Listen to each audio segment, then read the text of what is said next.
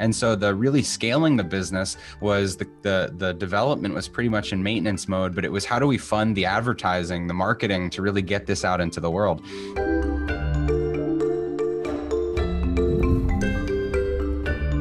Welcome to UpTech Report. This is our founder's journey. I am joined by my guest, Chris Ronzio, who's based in Scottsdale, Arizona, founder and CEO of Trainual. This is part two of our discussion. Definitely head back and listen to part one, where he broke into and break down the SaaS platform that they've developed for training and onboarding. Now I want to hear a bit more, though, of your journey that you've been on over these 6 years, but more than 6 years. I mean, starting with a video production firm, growing that, selling it, and then consulting, building this product, then launching it as a SaaS platform by itself. I can only imagine the insights there. I'll start with, though, asking a question, and this might be a harder one. What do you wish that you could tell yourself 6 or more years ago that you know now? What would you go back and tell yourself? And if I could go back, I would have got into software sooner. So, software was something I only started to dabble with at the very tail end of my video production company. And we actually developed a product that was pretty core to us selling that company. And so I saw the value, and it opened my eyes to the fact that you can dream something up that exists only in pixels and have it developed, and it can do something that functionally doesn't exist anywhere else in the world. And that was mind blowing to me. So if I could go back, I think I would have started into software a bit sooner, because I truly believe that these SaaS companies that are being created today are still such a gold rush of opportunity. And if I knew now what I knew back then, I would have moved on from my video company a lot quicker. So I'd love to hear a bit more then of you yourself. Like, how did you get into video, but then operations? Because it sounded like very quickly, even though you're in the creative world, it was really the operations that you understood and dove into. Did I get that correctly? Like, how did that happen? Yeah, so it was interesting. It was really early on. As a kid, I was always entrepreneurial. I always had 15 business cards or something by the time I was 10. I the landscaping services and car washes and waxes and selling everything. And so when I started in high school, I met a friend that was running a cable access television show. And so that to me was super cool, because I thought growing up, I want to be a sportscaster or something like that. And so I joined on for his television show and co-hosted this thing. And after a few shows, we were producing these episodes that would air on our local public access station 40 times a week. There was nothing else other than the bulletin board or something to air the local town meetings. And so it was like our show was always on, and people quickly started offering us paid opportunities to come film their events, whether it was a personal event like a wedding or a talent show at the school or the soccer games. So we were getting these opportunities. And as the opportunities came in, we had to make a quick division of responsibilities. So even from, the month one or quarter one, I was thinking about roles and responsibilities. And it was my partner was the camera operator, and I was the salesperson, the financial person, the marketing person, all the business side of it.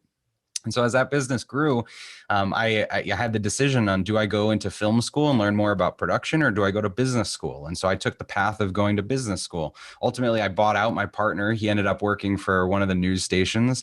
I grew the business and focused entirely on the operations of how do we do this across the country. Did you say you went to school for business? What was the degree that you got? Where did you go? I went to Bentley University outside of Boston, and it's a business management degree. Gotcha. And then how much of it was it from that knowledge that you're like, I'm going to apply all this, versus just as you're going along, you're acquiring and learning it? Was it combination? Like, how much did that help? It was amazing, actually, because having a business through college, I had a notebook where on one side I would take notes for the class, and on the other side I'd apply action items for the business. So it was like I had this. Having a business while going through the school actually was great. It was amazing. It was like this real world case study that everything I'd learned in school, I'd have something to go apply it to. And, it got to the point where I didn't really want to do the fake projects that they put in front of us in school, because I had a real entity that I wanted to work on. And some of my teachers were really cool and just letting me use the lessons for my own business. Now, that first business, it was customer funded, right? Like, you just get more money, you would grow it. Did you get any funding for that first business? No funding, no. Okay. And then you grew that. How long did you have that until you sold it? 12 years.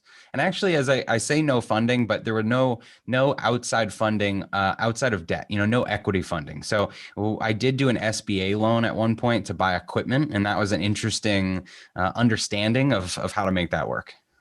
Interesting. Would you have done that again? Sure, it was a good experience. Now, selling that, going into consulting, Yeah. how long was it until you started to build the software itself, which led to Trainual?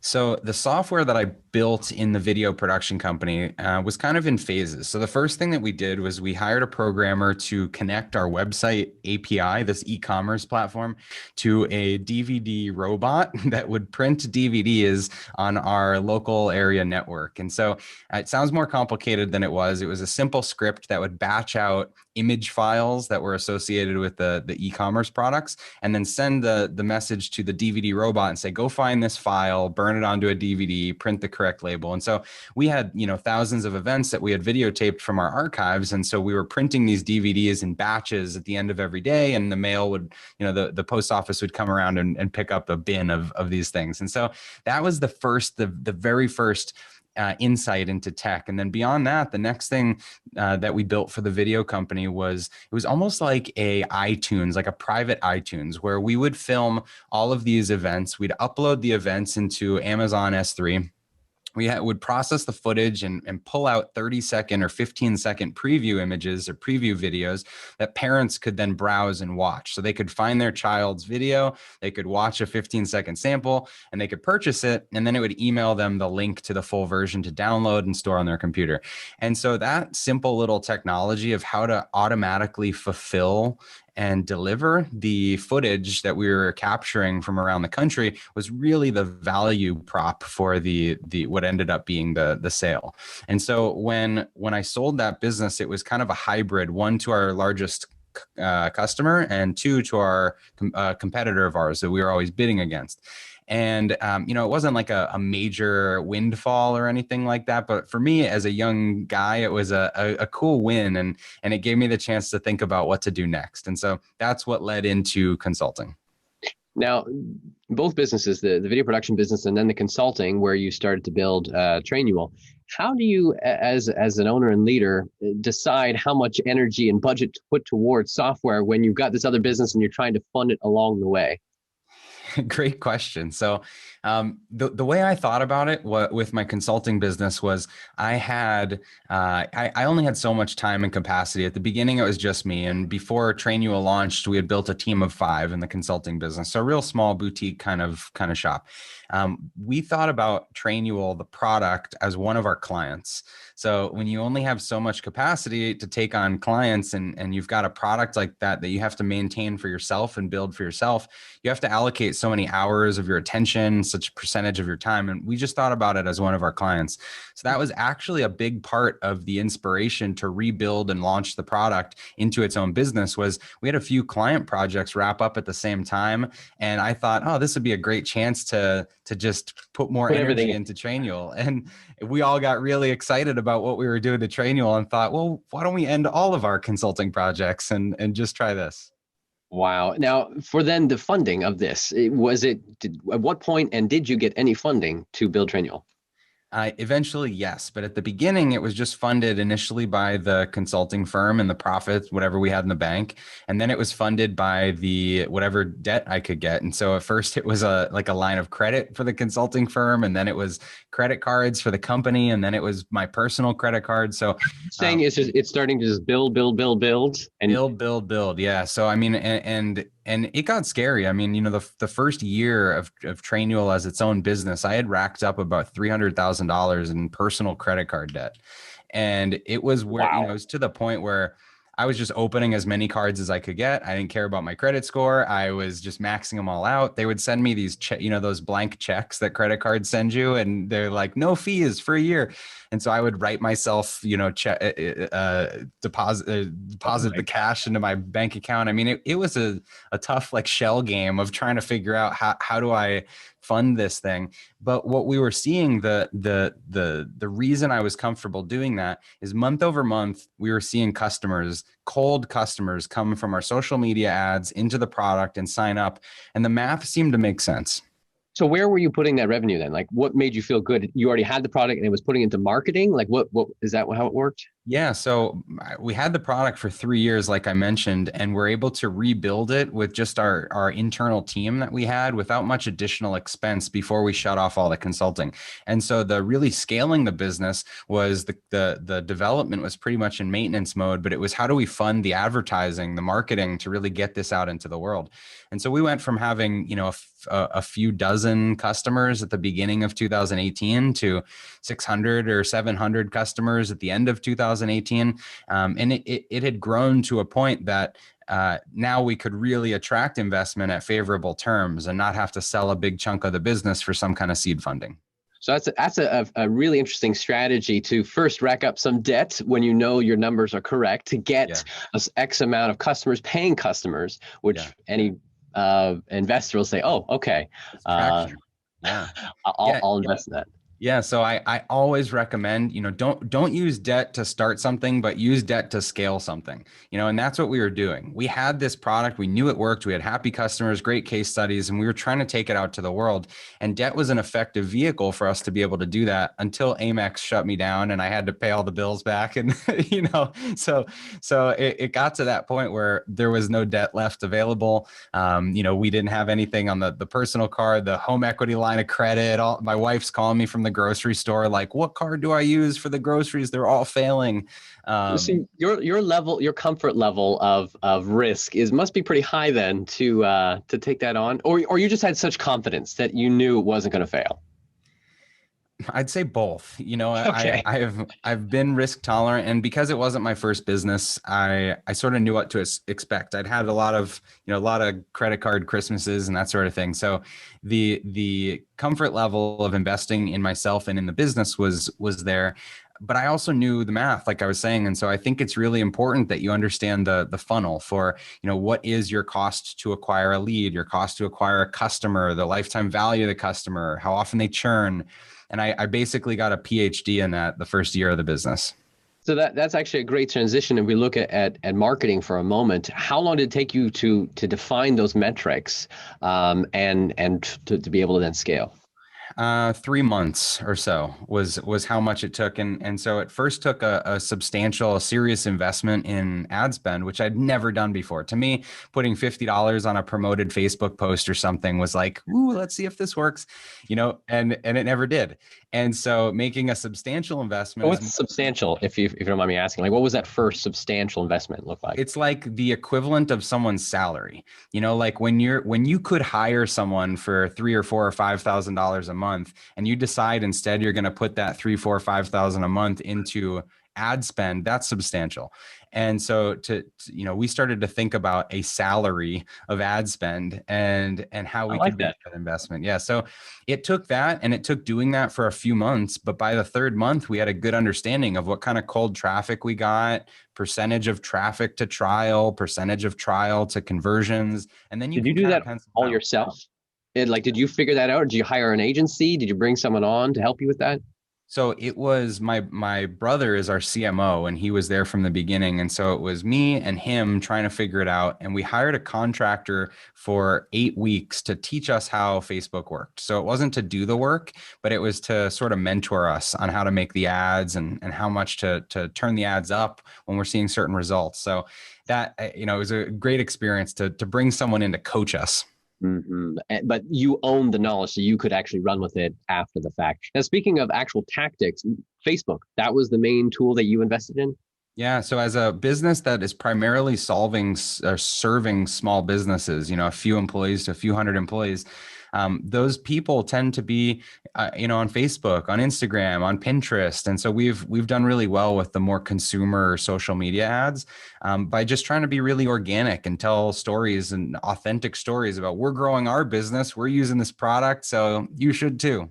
Interesting. I appreciate that whole notion around authentic story. What would you say are some common mistakes that you see people are making with marketing in today's environment?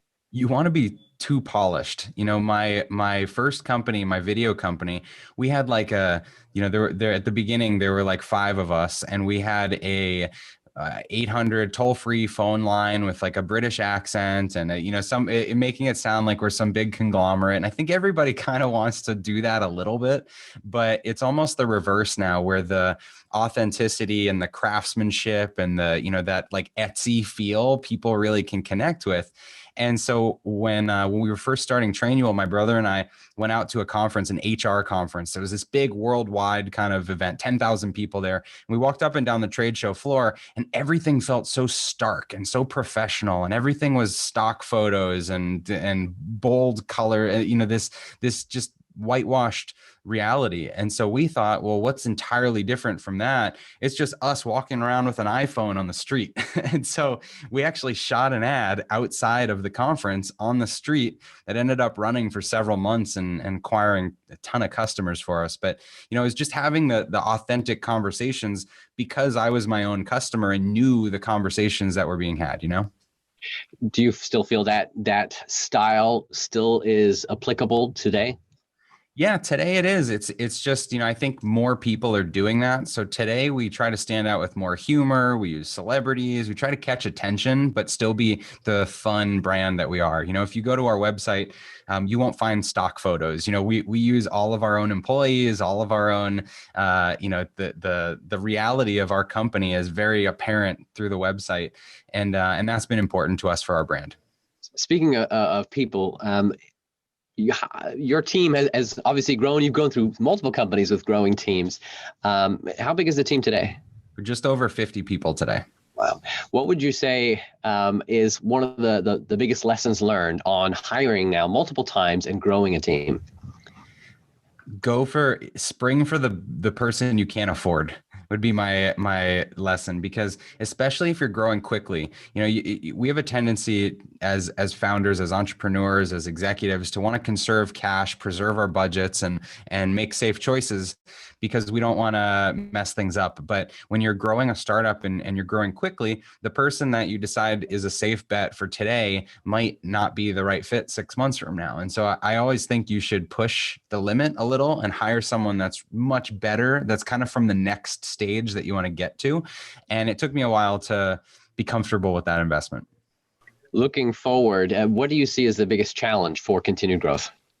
So for us, we've had a ton of success with our branding, our advertising, our paid social advertising, and now we're putting a lot of emphasis on partner channels and how we can really get the flywheel going, aside from what we can do in-house ourselves. And so I think that it's important at the beginning of a business to have a strong product and a really strong foundation of early customers that can tell your story and be case studies for you. But then once you get that foundation, now you've got to build a bunch of buildings all around you. And so for us, it's like we've got this amazing foundation or single building, and now we're trying to build the city.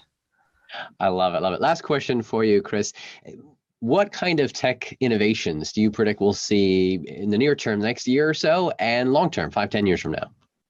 So tech innovations in my space or just in general? Both, mostly around your space, but it can be beyond. Okay. So aside from like space travel and that sort of stuff, I'll just stick with my space, my area. I think that some of the big things are going to be, consumers have gotten so used to voice interaction with Google and Alexa and Siri. And I think that type of interaction will become increasingly important in B2B tools. So I think we'll see a lot of that. And I think we'll also see that with the new smartphones that are coming out and how improved augmented reality and virtual reality are becoming, I think that'll be important to onboarding and training experiences. So that's something we're experimenting with and having some fun with. Oh, now that I am very intrigued. We'll have to circle back and do another interview once you've got a VR onboarding tool. Now that would be killer. Okay. Let's see it, man. Let you know. Okay. Thank you so much, Chris, for your time. And for those that want to learn more about Trainual, you can go to trainual.com. Also, listen to part 1 of our discussion. Head to uptechreport.com to see all the interviews and a lot more. Again, our sponsor for today's episode is TerraLeap. Learn how to leverage the power of video at terraleap.io. Thanks again, Chris, and we'll see you all next time. Have you seen a company using AI, machine learning, or other technology to transform the way we live, work, and do business? Go to uptechreport.com and let us know.